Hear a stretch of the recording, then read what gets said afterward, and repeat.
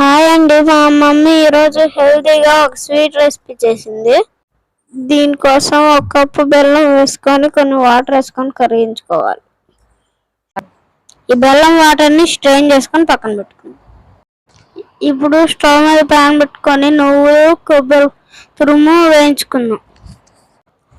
నువ్వులు చిట్టపట్టలాడే వరకు వేయించుకుందాం. ఇప్పుడు అదే ప్యాన్లో నెయ్యి వేసుకొని డ్రై ఫ్రూట్స్ని వేయించుకుందాం. ముందు బాదం పప్పు ముక్కలు వేసి ఫ్రై చేసుకుందాం.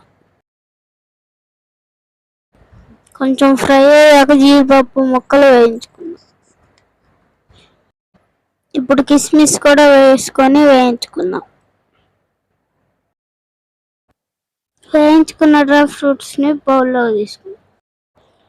ఇప్పుడు అదే ప్యాన్లో ఇంకొంచెం నెయ్యి వేసుకొని 2 స్పూన్లు బొంబాయి రవ్వను కూడా వేయించుకుందాం.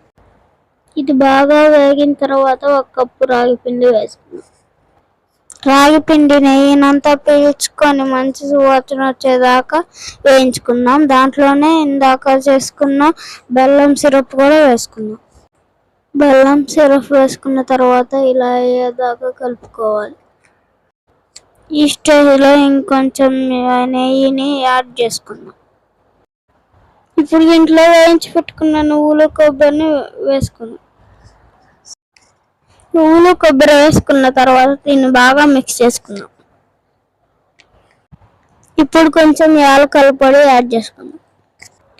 ఇప్పుడు దీన్ని బాగా అన్ని కలిసిపోయేలాగా కలుపుకుందాం. చివరిగా డ్రై ఫ్రూట్స్ వేసుకొని కలుపుకుందాం.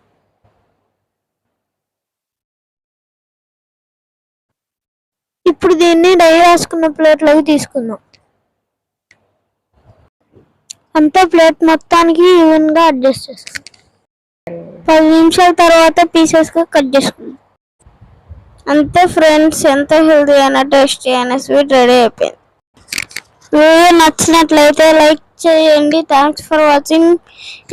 Please subscribe my channel. Bye friends.